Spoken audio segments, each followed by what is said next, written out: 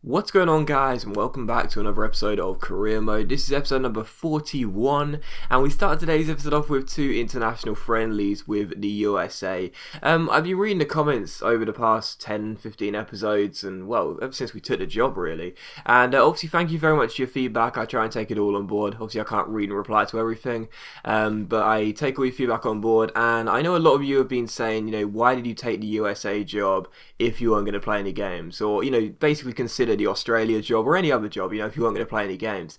The reason being, as I mentioned before, is because I was told that if you're in an international job and there's a period where you don't extend your contract, during those 2 months, whilst the job you were doing sort of hangs in the balance, apparently you get better international jobs. I never tried that before, and therefore I'm going to try it this time. It's as simple as that, really. I did mention it before. I didn't think I explained it very well though, but that's basically why I took the USA job. It was just because it wouldn't matter what job I took, it really wouldn't.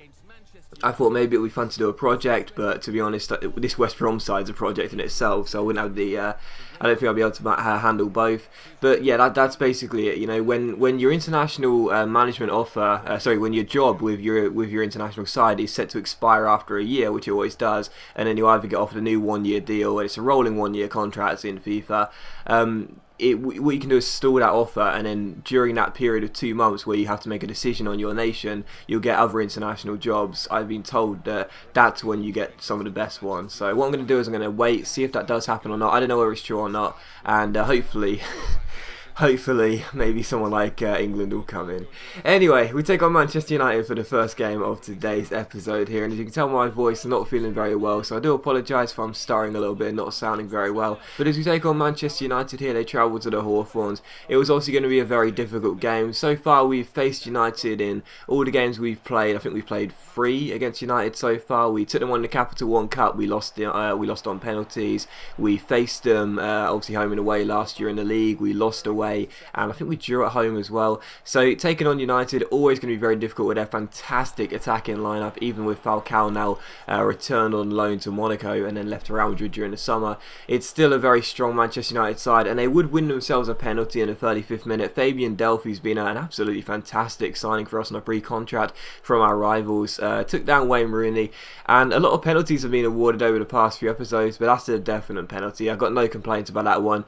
I didn't really what I was trying to do was jockey Wayne Rooney, just make sure he didn't get any space whatsoever, but not lunge in, and I accidentally lunged in instead.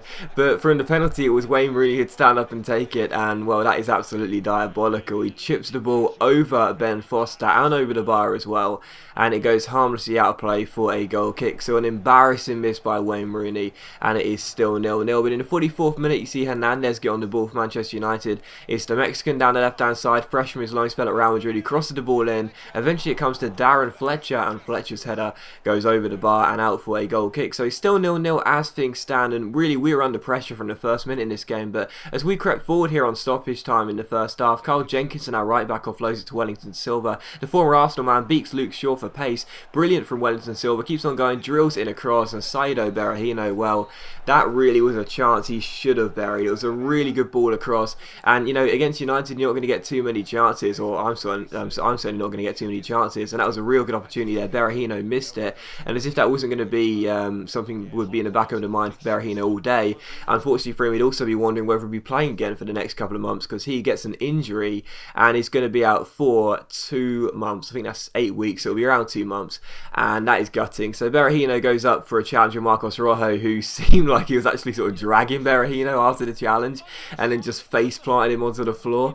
But I'm sure that was accidental. But Berahino gets himself an injury, and yeah, you'll see after the game he's out for 8 weeks. I think it's 8 weeks, and that'll be around 2 months of action with Berahino out of the side, which sucks because he's had a really good start to the season. But United just kept on piling the pressure, and in this game it was one of those matches where I just couldn't get the ball off them, and when I did, I gave it away very, very cheaply. And United's passing was fantastic. I knew eventually they'd create some space, and I knew eventually they'd take one of the chances they got, and they did here. Juan Mata, the Spanish midfielder, getting the goal. Very nice passing. Again, I just couldn't get the ball off them. It's what happens when you play against the AI on Legendary. There are some teams who are so accurate at their passing, and it's a waiting game really in the hope they'll make a mistake, and they rarely ever do. And as Mata gets played forward there, the former Chelsea man smashes the ball into the back of the net and makes it West Brom 0, United 1. And it was coming, it was coming. I wasn't playing very well. There was Wellington Silva's shot going harmlessly over there from a long way out. That was one of our best chances, so I thought I'd include it in the highlights. I didn't play very well in this game, and we didn't deserve anything. United almost made sure for the 3 points in stoppage time. Ben Foster bailing us out of a good save on Van Persie, but it was how the game finished. West Brom 0, Manchester United 1, and I didn't deserve the win. I didn't deserve a point. I played very poorly.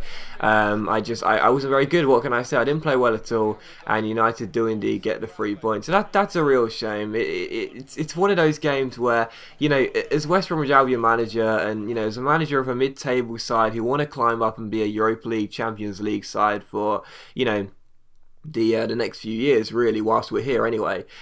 We need to beat those big teams. As you can see, confirmation of Berahino's injury, and also that Will Hughes is returning from loan.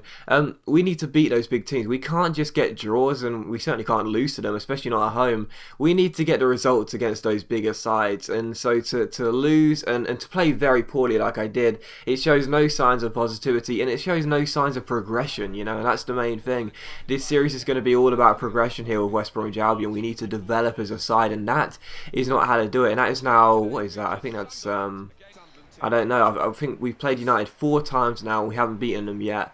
And we've got to change that, we really do. So, anyway, we take on Sunderland for the second and final game of today's episode here as we travel to the Stadium of Light, and we're desperate to get ourselves back in winning form here because obviously, we started off okay in the Premier League. We had a very, very convincing start. Of course, that loss was not good, but we've still done okay in terms of our start. Yes, we've fallen off the wagon a little bit, but we've still done okay. And against Sunderland, I wanted to bounce back, get ourselves to 3 points, and really, really begin to develop. But this was this is the start of a 4-game in 7 days run. We had a game here against Sunderland on the Sunday, or possibly a Saturday actually. Then we have a game on Tuesday night against QPR. Then we got a game on Thursday against Torpedo Moscow, and then we got a game on Saturday as well, back in the Premier League. So 4 games in 7 days, and this is just showing you how difficult it's going to be this year, being in the Europa League and making progression in one of the cup competitions as well. So to take on Sunderland, as you can see, the players were probably going to be feeling a little bit leggy without even playing those games yet. And in the first half, it was really Sunderland, looking to try and exploit the fact we didn't play very well against United, and we got a lot of games to come. But it was going to be us who would take the lead in the 51st minute, and by Niang getting the goal there, the French winger, whose name apparently I pronounced wrong, so apologies for that, but it's just my accent. It's Niang who gets the goal anyway. He makes it 1-0 in the 51st minute. It was one of our first chances of the game, to be honest. A great way to start the second half. Niang got played forward, and a nice little Berber spin into a roulette, and a simple finish past Pantilimon. And I love the way he finished the ball as well. It was so calm. Like, usually I'm panicking in this sort of area, but no, it was so simple. Just lightly tap the R1 and circle, and I can finesse it into the far corner. And as you would have seen as well, in Berahino's absence, I'm not going to change formation. I'm going to let Niang play as a striker, because of course he can play as a striker, even though I think personally speaking he'd be better for us on the wing, sort of a left wing player cutting inside, just like Carrasco was for us really in my PS4 career mode. But I'm going to have him playing as a striker whilst Berahino's currently injured, and if he does well, I might consider keeping him there. So as you can see, Niang did get his goal and he made it 1-0. Fantastic to see. In the 58th minute, Sunderland went close. That header hit the bar there, and it was still 1-0. And in the 60th minute, another great chance for Sunderland. Jack Rodwell, the former City and Everton man, finds Morrison. Morrison collects the ball for Sunderland, turns his man and shoots, but thankfully for us, he puts the ball wide and it goes out for a goal kick. In the 64th minute, a great chance here for us as Aaron Creswell collects the ball and finds Fabian Delph. Delph takes on Jones, crosses the ball to the far post. Brown a day heads it, but it goes into the side netting and out for a goal kick. So still 1-0 as things stood, but a really open second half. Unlike the first half, which is really tense, not many chances. In the second half, both teams were going for the jugular and going for goals. As Liam Breakup finds Jack Rodwell, he finds Adam Johnson, and what a fantastic save this is by Ben Foster, our skipper. Brilliant stop there as I was positioning Carl Jenkinson on the line. What a save by by the captain, and no wonder Jenkinson is pushing him and saying, well done son, that was a brilliant stop. And as you can see here in the 84th minute, it's a great chance for Sunderland again, but as they get the ball away, it's a great chance on the break. Malumbu slides through Danny Ings, he's got the pace to beat John O'Shea, he's one-on-one with the former City keeper Kostel Pantilimon, and the Romanian brings him down, and it is a definite penalty to West Bromwich Albion as Pantilimon gets himself a booking, and we've got a penalty of 4 minutes to go. And Danny Ings, he just come off the bench with a great show of pace there, and that's what I actually do like about this game as well. You know, that the AI push so many bodies forward late on in late game situations when they're trailing by 1 or 2 goals, and it means you've got so many gaps to exploit if you do play counter-attacking football like I tend to do. So Danny Ings won us the penalty, so I'll give him the privilege of trying to score. Of course, he scored a penalty last time we came to Sunderland here at the Stadium of Light, and he scores here as well. He came off the bench, and literally it was so funny, but I was contemplating showing you the substitution in real time as well, because as soon as he came off the bench, we actually won the ball back, which you would have seen there, which led to the penalty which Danny Ings won. So his first attack resulted in a penalty, his first shot results in a goal, and it's Sunderland 0, West Bromwich Albion 2. So we won 2 penalties the last time we came to the Stadium of Light. We missed one and scored one, and it's Danny Ings scoring again here to make it 2-0. It would actually become 2-1 in stoppage time, and you're probably wondering what on earth I was doing.